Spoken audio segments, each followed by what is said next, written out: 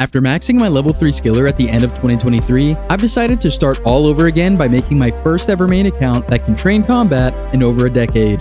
We've already completed the early game grind in Season 1, and we now have a ton of mid-game goals to achieve in Season 2, with this season's final goal being the defeat of Jad and obtaining my first ever fire cape.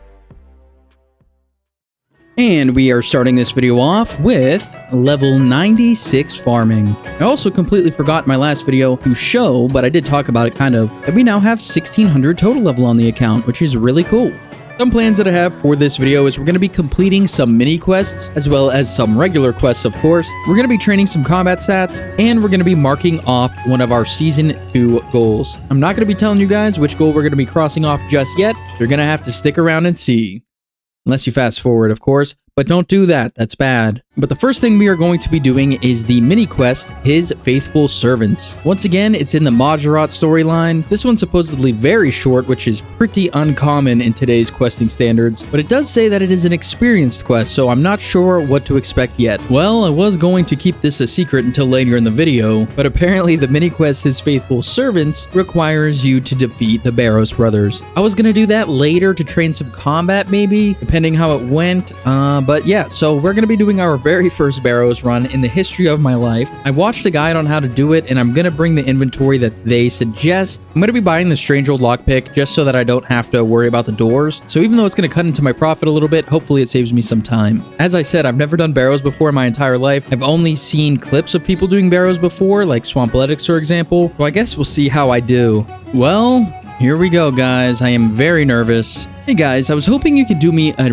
quick favor if you can. As of right now, I'm drafting up goals for Season 3. I do have several goals in mind already, but I was hoping if you guys had any ideas that you could drop them in the comments down below. It would be really, really helpful. But also, keep in mind that Season 3 is not the last season. Season 3 is just higher level content, and Season 4, which is going to be the final season, is going to include maxing as well as a bunch of raids and stuff like that. So keep that in mind for your suggestions for Season 3. The way that I have it laid out currently is that in Season 3, I'm going to have base 90 stats at the end of the season. So during Season 3, I'm going to be having late level 70 to mid to high level 80 stats. I have never made it this far on any account, so I don't really know at this point what would be good goals or not. So yeah, if you guys have any ideas for Season 3, please let me know. It would help me immensely. I realized that the gear in the video of the guide that I watched, the guy was using magic. I don't really have magic stuff. I mean, I do have the upgraded Ivan staff now, which is good, and I should probably be using that. I figured I could maybe get through this with melee, but it doesn't seem like I'm hitting at all. So maybe I might have to actually switch over. Oh my god, there's so many people doing this right now. That's crazy. 4 Daroks just wandering around. Yeah, I really think I should be using magic. Maybe after this run, I'll go and I'll do some magic, because this is taking way too long. I started before anyone got here, and everyone is pretty much done already.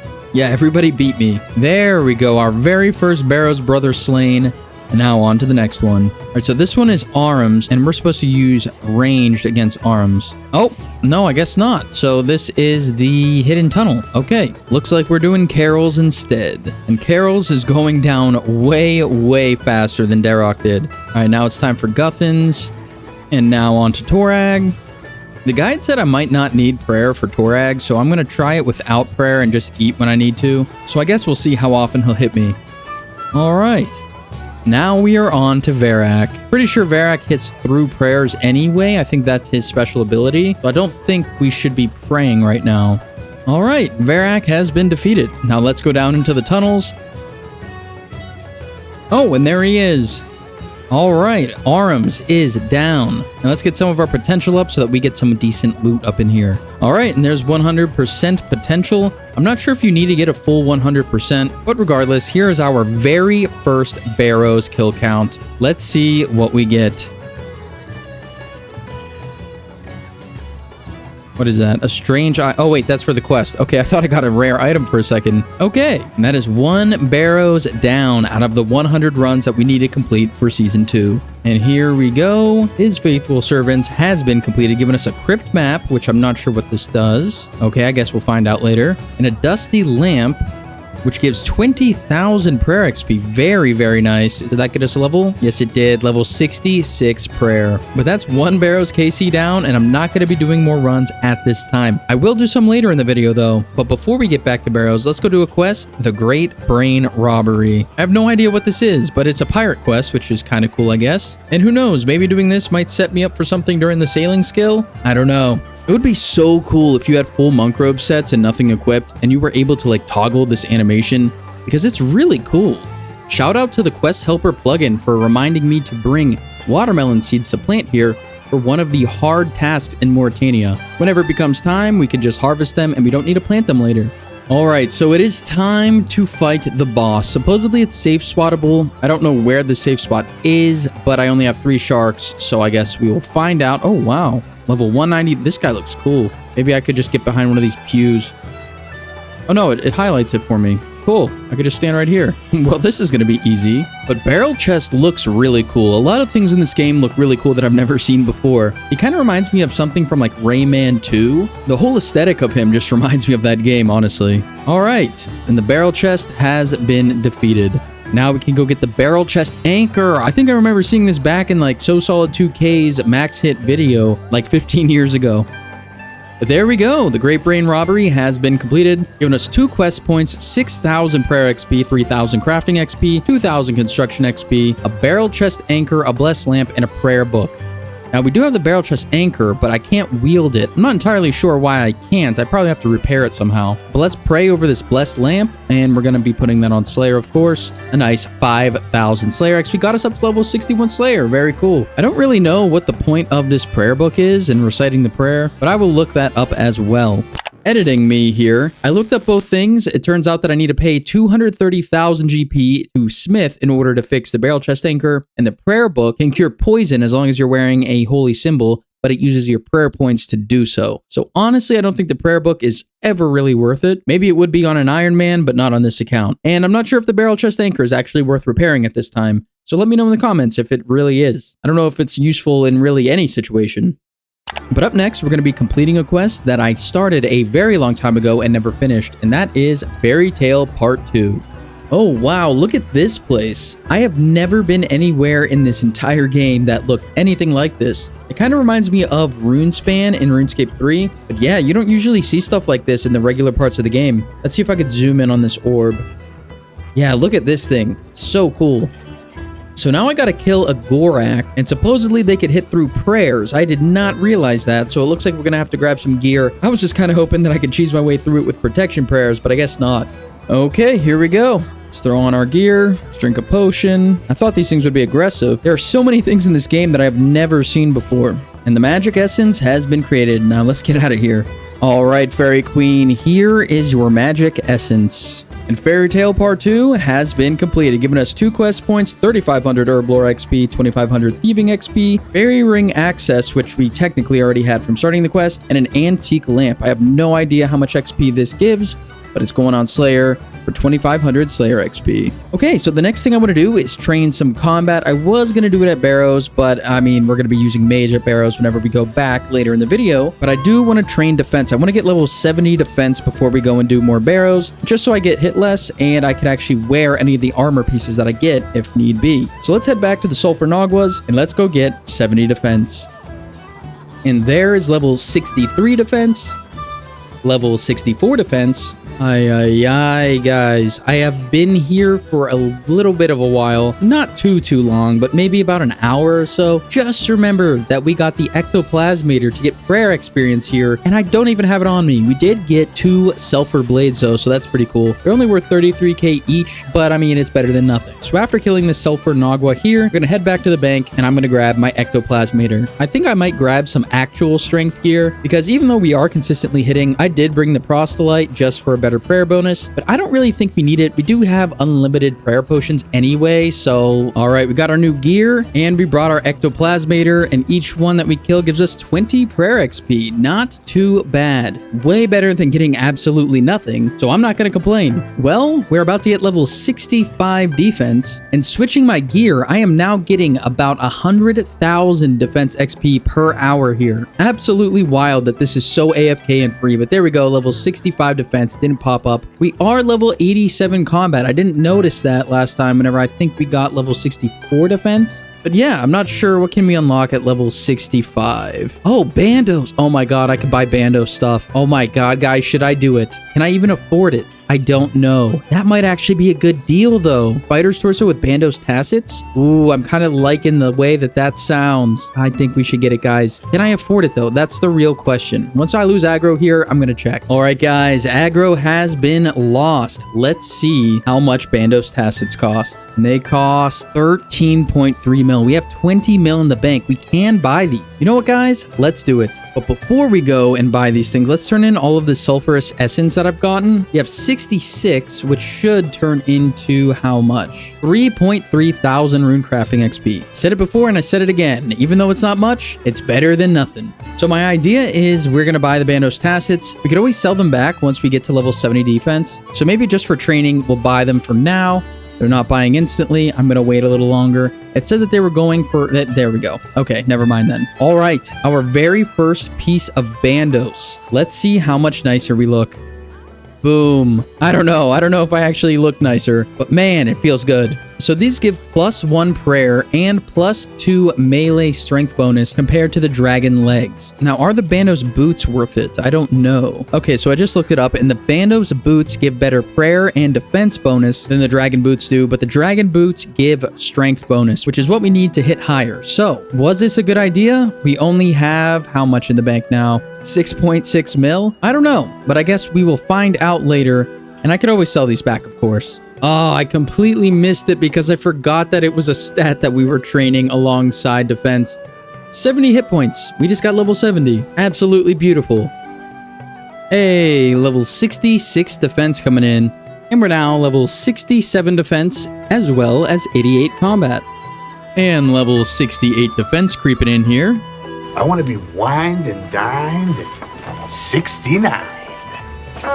There it is, guys. Level 70 defense. We are now level 89 combat as well, which is awesome. We now officially have a level 70 melee stats across the board. I think I'm going to stay here, though, just until we're done using these moonlight potions. I'm going to train some strength. I probably won't get a strength level, but it seems like a waste if I just teleport out now. All right, so we are done. We ended up getting only 24,000 XP away from level 71 strength, but also we have 214 sulfurous essence. So let's turn that in for some more rune crafting XP. And just like that, 10.7 thousand rune crafting XP.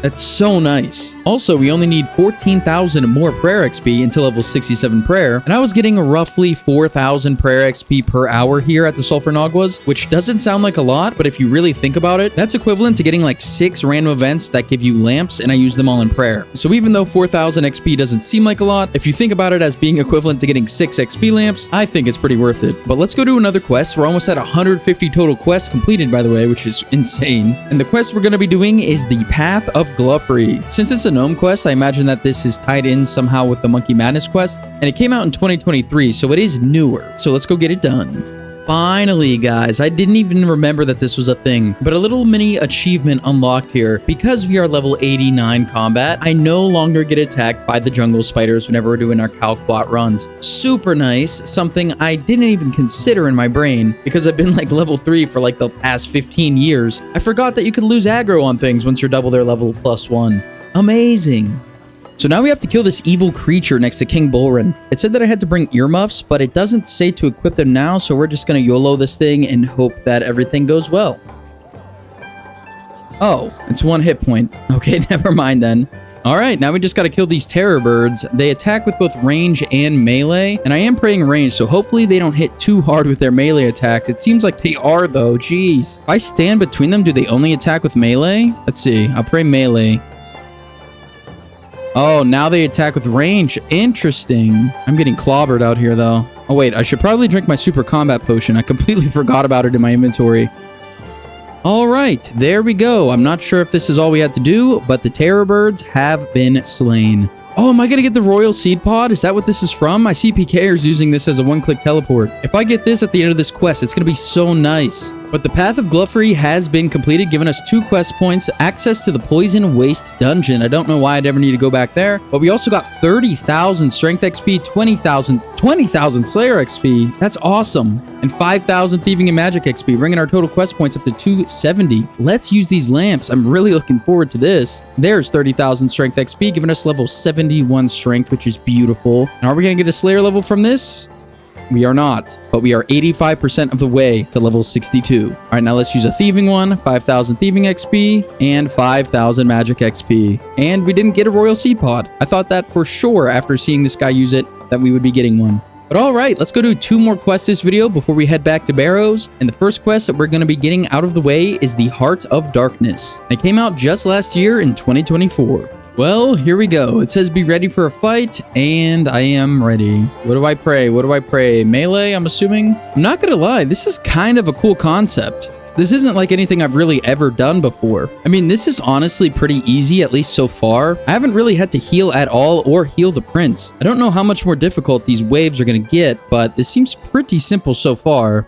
And on to the final trial, ready for yet another fight. Is this one gonna be more difficult than the last? Only time will tell. Oh, this guy has 250 HP. So this guy has a lot of different mechanics. That's kind of cool. Let's see if I could actually dodge it. Oh, you can. Cool. So I don't actually have to sit here and tank all this. The 100 kill count that I did at Scurious before doing all of this is actually very helpful. It really taught me how to react during fights and to like look out for other phases and stuff like that. So I am really happy that I decided to do the Scurious KC because I really think that that practice kind of translates into a lot of other things that I've been doing on the account lately. Okay, so that wasn't as bad as it seemed at the beginning. Yo, look at this outfit. This is so interesting looking. I've never come across anyone wearing this before. I wonder if you get to keep it after the quest. Not gonna lie, I thought the quest was gonna be over there, but apparently we have to be prepared for yet another fight. I'm not sure what it is, but I'm not gonna re-gear or grab more food. Hopefully this amount of food will do.